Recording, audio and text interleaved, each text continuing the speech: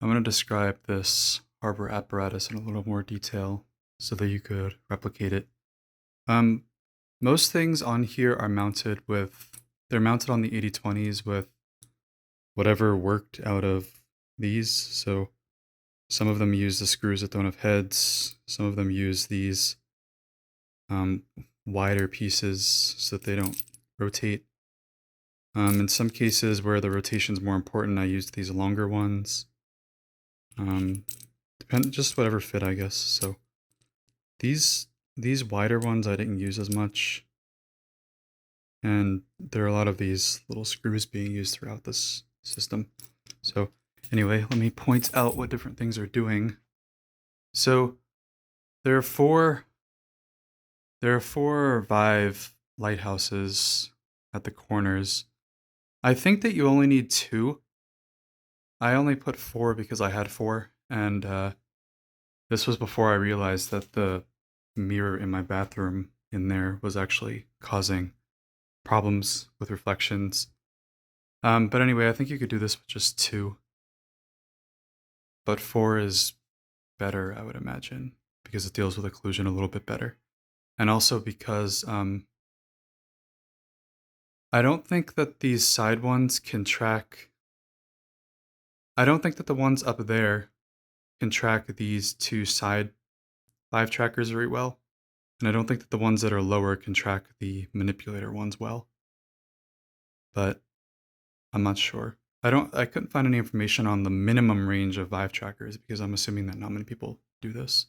So anyway, these are just mounted on clamps like this. So it's a clamp, and then there are these things which are mounted to the bottom of the lighthouse. And you don't need sync cables for these newer lighthouses because they seem to deal with it pretty well.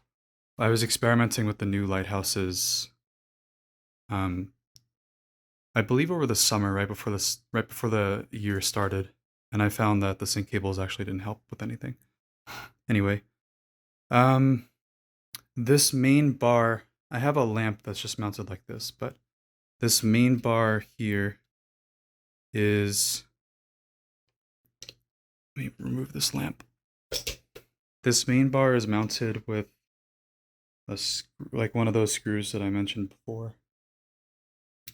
So not sure I could actually get a good view of the screw itself, but there's like one of those flat pieces. Where did I put them? The way that it's set up is that there's like a flat piece that goes through here, and then the screw part of the clamp just screwed into that to secure it. It's not any more complicated than that. And I did that on both sides. So here as well. As for the height, I put I secured these bottom clamps as low as I could get them, which is also why these are rotated like this instead of being upwards like here, because I needed this bar to be as low as possible for it to be ergonomic. Apart from that, I don't think the clamps are really that complicated. The Vive trackers are also secured basically the same way with like one of these. And then there's some screw that is just screwed into one of these pieces here. On the optics bench, it's a lot easier to get this to just be flush with the 8020. But I don't have screws that are small enough to make this flush. But I did measure it, and both of these Vive trackers are the same height from the base. Although it doesn't actually matter for my system because I'm only correcting yaw, so it doesn't matter what the heights are. The marker itself, the way that I tried to put the marker in place is the 8020s have these indents which go along the entire bar. And I taped it, you can't see it here, but I positioned it and secured it such that the little flap parts, these wing parts that are on the marker tray aligned as well as possible. There used to be, the reason that these are here is because there used to be, this is when the marker itself was at the bottom of the base that secured the wire, but those parts broke off. Like the parts that held the wire broke off of this, which is fine because we're not using, I think I broke them off intentionally way before quarantine because we ended up not using this base and it was easier to just not have those. What else? Well, before I get into the structure of the pegboard holding part, there's that other bar back there which is holding those two cameras, and I secured this like this. Turn exposure up. So there are two clamps here that are both facing downwards because the weight of this bar actually won't cause them to rotate any more down. But if you had them facing upwards, they would rotate down like this. So having them secured upside down like this made it so that the weight of the bar itself didn't actually it didn't cause that much trouble. Apart from that, my goal here was not necessarily to get it angled perfectly correctly, but just to make sure that it stays in place as much as possible. So it's actually pretty secure.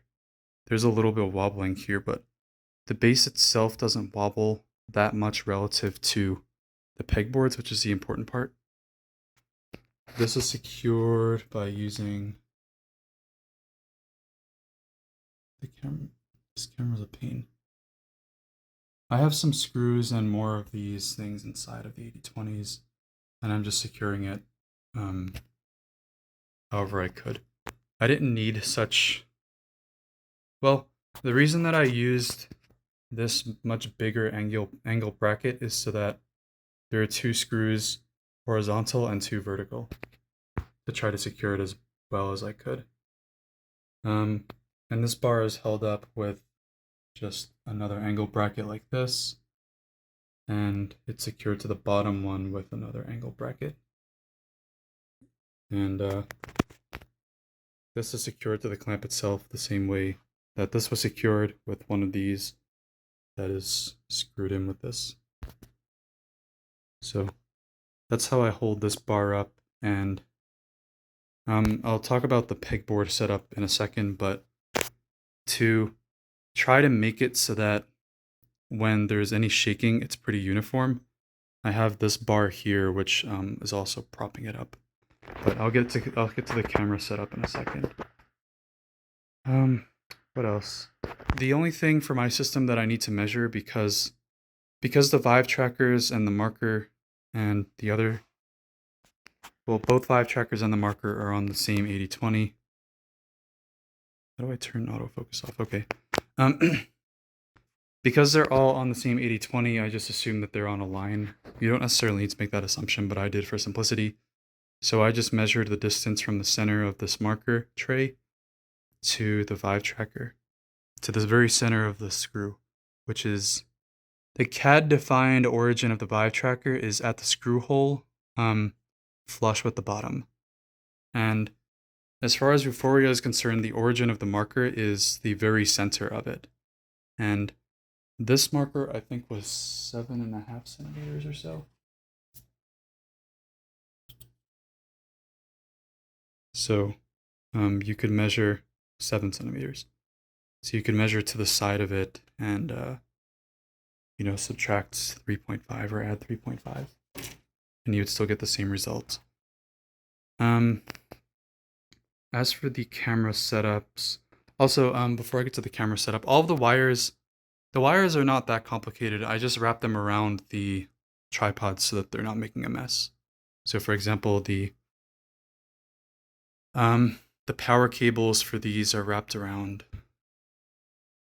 the USB connection that goes to this vive tracker is also wrapped around the bar so that it's not making a mess. So if I plug this into my computer, it's this very long USB extension that is, I could secure that better, but it's just going to the computer itself back there. So all of these wires that are wrapped around the bars are just cables for the cameras or extensions for the vivetrackers or power cables for the tripods. Okay, onto the camera setup or the pegboard setup. Let me put my lamp back so that it's easier to see.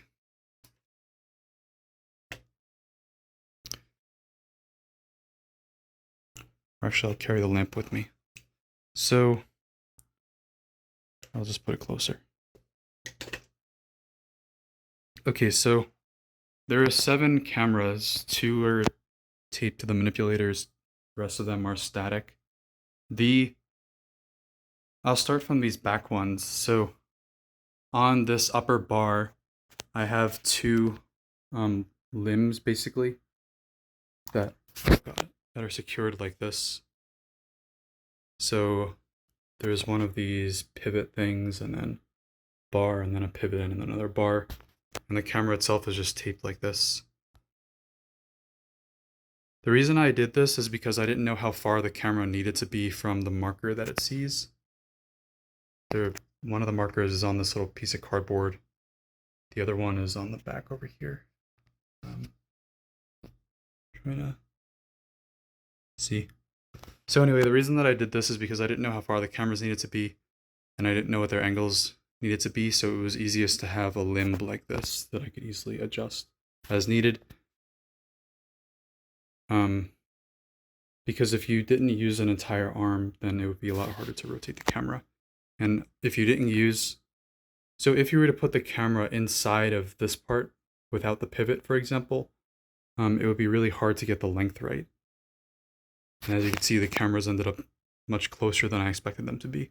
I actually thought that they would be fine being up here, but they weren't. To get the focal range that I wanted, they needed to be this close. So these 2 on the back are secured like that. The camera, the camera rotation in particular, like how rotated it is here. I just adjusted that by looking in Unity while Vuforia was running and seeing which orientation made the most sense, like which way is up and which way is necessary to have it be able to focus on its static marker and the donut marker. So like I put a donut on the peg that I wanted it to focus on, and I had a Vuforia instance running, and I just made sure that Vuforia could see both of them. And that's really it. There's nothing special about how they're positioned. I just positioned them so that they work and they could see at least one peg. Like at least one peg should have been in focus. But what I find is that more often than not, at least 2 or 3 of them are in focus. Or at least the donut is trackable on at least 2 pegs relative to any of the individual cameras. So yeah, the rotation's important because you can't tell which way is up with these cameras. They're just cylinders like this. Okay, this focus is annoying. The other cameras are mounted basically the same way, except on the lower bar. So yeah, they're just mounted the same way, except these, since it's easier to get these cameras closer to the marker, I didn't need multiple parts of the limb like this. I just needed one pivot and one bar. And the top part of this cylinder thing doesn't have a screw. I just taped the camera onto it and nothing else. So again, this camera setup is not that particular. As long as the cameras can see the markers that I want them to see and the donut is in focus. So like for this camera that's attached to this lower bar, I put the donut here, and then inside of the Vuforia instance, I made sure that both of these markers are in focus. And if you're wondering, does the camera get confused because there are 2 tiger markers? The answer is no, because this camera can't see the other tiger marker. Or it's at such an extreme angle that Vuforia won't track it. Okay, so the last camera, This yellow camera, which I don't like as much, but I wanted to have it in the system anyway because I wanted to show that multiple cameras could work at the same time. This is still just taped to a bar, but since this yellow cable is actually very rigid, it's bendable, but it's very rigid, it was harder to get the camera to stay in place, so that's why I taped it like this. So that the rigid cable is going around, and then I tape it, and then I bend the camera outwards so that it faces the wolf marker in the middle.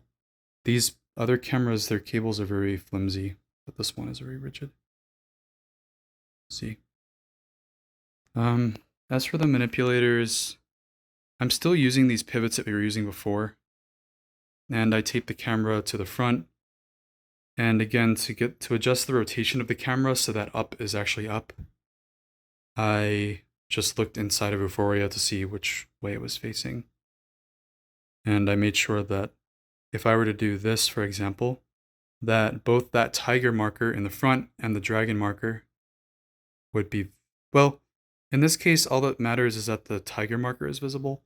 But if I were to pull the manipulator out here, both of them should be visible to the camera, which is at the very end here. And so I just adjusted it like that so that it would work. And the vivetracker, they're actually two different manipulators, so this one is slightly longer. Just because this one has the twist part. The other one doesn't. Well, the other one has this very simple twist part. Anyway, the pivots are mounted like this. They're rotated so that I can get the full range that I need. So from here all the way back to there. Although right now it would still be very hard for the left manipulator, for example, to get it back there. But it can do it if you really need it to. It's just a little bit harder to adjust the donut with the left manipulator. Like if you get it as an extreme enough range, it becomes hard for the other manipulator to be able to reach it. The Vive trackers are mounted with these things that Jim gave me. So the CAD defined up vector, or forward vector, I think, of the Vive trackers is the USB port. And the CAD defined up vector goes directly out this way.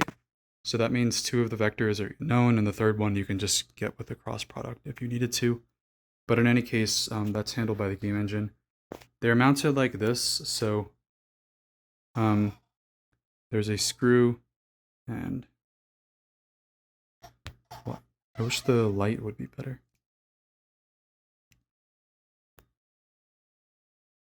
There we go.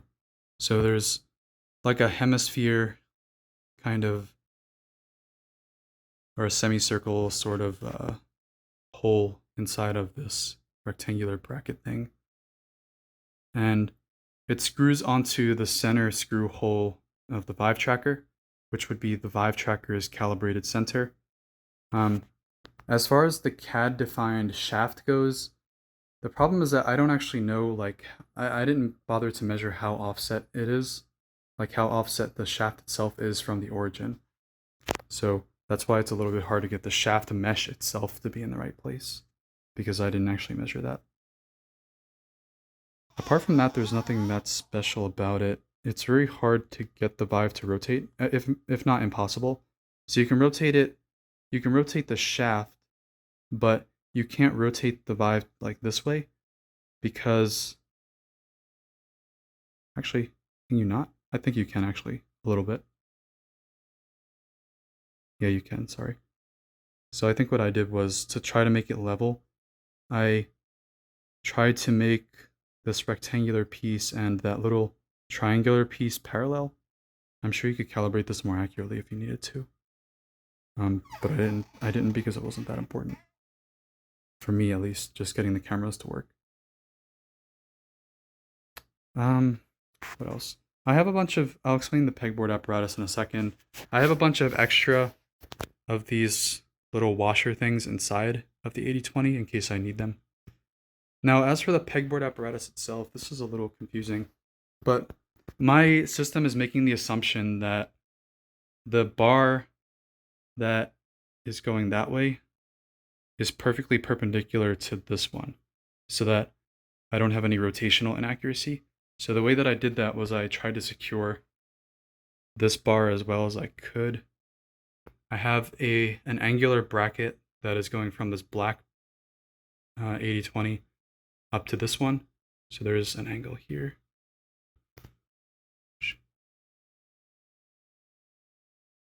I wonder if it would...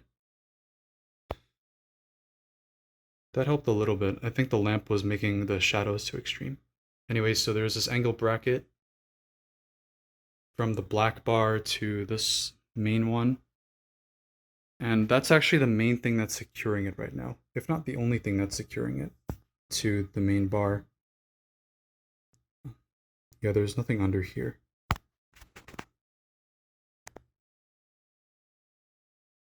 The auto exposure is terrible. So yeah, there's nothing securing it from the bottom. There's just this one angle bracket. And let's see.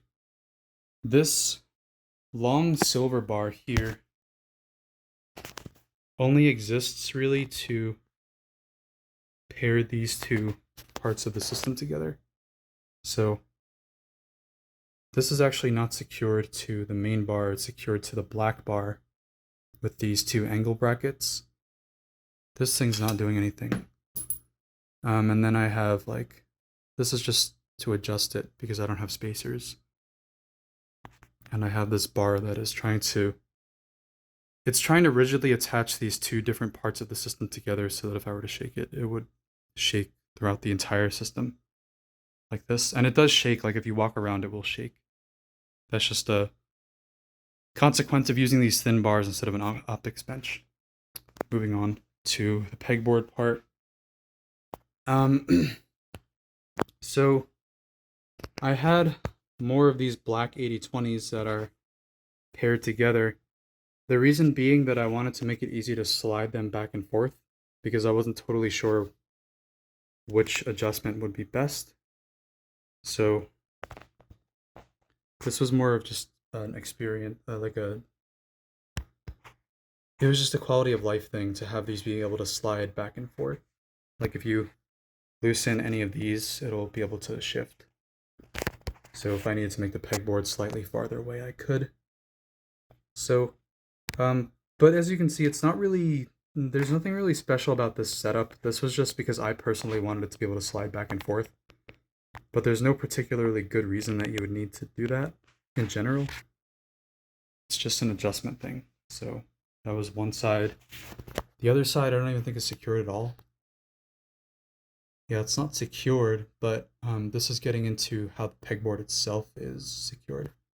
So the pegboard itself is secured, like in terms of translation, it's very hard to move it because I have these two wing things. So I have these two very big angle brackets here that are secured to the black part. So this angle bracket and this smaller one. And those are just meant to make the base that the pegboard is resting on a little bit wider than just this one 80-20. Apart from that, all of the screws that are on the top are just different ways of getting the pegboard to be secure. So these orientations of these angle brackets just happen to be the exact orientation that fits the pegboard without moving it. So I mean, I literally just screwed this in arbitrarily. I just started positioning these in such a way that it will eventually be secure. Like it really was a random process. So here I think I have the washers that are inside of the 80-20 are also long ones like this that are under the pegboard. And then I have this one here that is screwed to them. The reason I did this was so that the I was trying to prevent the pegboard from being able to rotate in terms of yaw. I wanted the pegboard to also be positioned such that it was parallel to this bar so that I wouldn't have to measure any rotation and I wouldn't need to CAD model the rotation. And I did the same on the other side. So there are these two long washers that are under the pegboard, and then there's this long washer that goes across and tries to secure them like horizontally. Then, I mean, these are just positioned totally randomly. These things here. They're just positioned so that the pegboard stays secure in this direction. There's literally nothing else that's special about this. Even the cardboard piece here, the only reason that this is here is because I didn't want to move. I couldn't find a camera orientation that worked well for this camera. So ideally, we could probably just move the camera a little bit that way and make it see a static marker that's like on the back of the pegboard instead of on a piece of cardboard. That would probably make the system a lot more accurate. But autofocus is garbage. Or I mean, the static focus is hard to switch. Apart from that, there's nothing else special about the setup. I think the only strong assumption that I'm making is that the pegboard is parallel to the main bar. I don't think anything else about the setup is specific enough to have to worry about specific measurements. And these little base things here are actually kind of convenient because you can rest the manipulators inside of them. So yeah, that's the setup. Hopefully that's enough to replicate it. Oh, I should show you the computer setup too in the back. So for each of these Vive trackers, I actually have a cable near them that plugs into them. The reason that I want them to be plugged in is because I find that the only way to guarantee that the Vive trackers are ordered the same in terms of the device IDs in Unreal or Unity is by making sure that they're plugged into the system. Because if they're wireless and they shut off, the order changes and it just becomes a pain to have to deal with. So I decided not to make them wireless. So all of them are plugged in or can be plugged in, including the manipulator ones. And I just wrapped cables around them.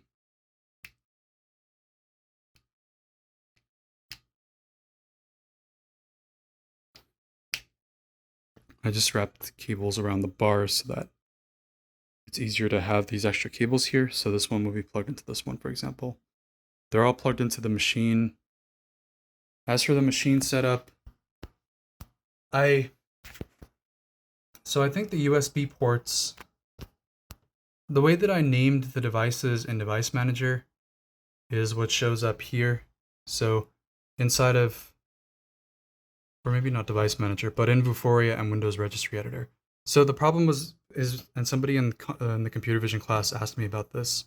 The problem with just using device IDs and like the drivers, which should be unique between devices, or like normally you can get the serial number of a device from its hardware specification, but in Vuforia I can't. Vuforia will only give me the name of the device. So that's why I needed to set it in Windows Registry Editor. So in Windows Registry Editor, I named them all like EndoCam 3, 1, 5, 2, 4, 25. Then the yellow one I didn't bother naming because I only have one of them. And 52, I believe, is the USB port that's closest to the side here. Although it's easy to verify that because if it's not 52, then Vuforia won't recognize it as 52. And the Vive trackers are all attached to the bottom extension, like the PCI Express USB ports,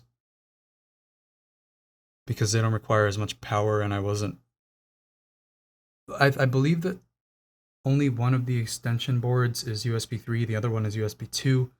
So I tried to put them all into USB 2 because the Vive trackers don't require much power. I'm only plugging them in for the device IDs being consistent, or the device orders being consistent in Unreal. And that's really it. All of the camera cables. So the cameras come with micro USB cables So like they themselves, their endpoint is a micro USB cable, but they also came with these micro USB to USB-A extensions. And so what I did was for each of the cameras, I taped this thing that says which one each one is. So bottom right is bottom right relative to you, so it's this one. And this one is like bottom middle, top right, top left, bottom left, manipulator right. And all of them are taped this way. And I didn't bother with the yellow one because there's only one of them. So this is like top left and so on. Just so that I know in my device pairing script, I have a tiny little database that tells me which camera should be plugged into which USB port. And so labeling them like this makes it easiest to do this.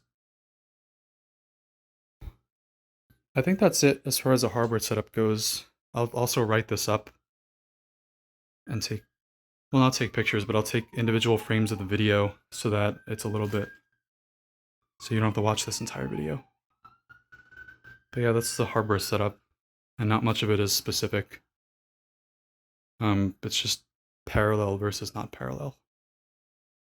And the only things that need to be parallel are this main bar, this main 8020, and the pegboard.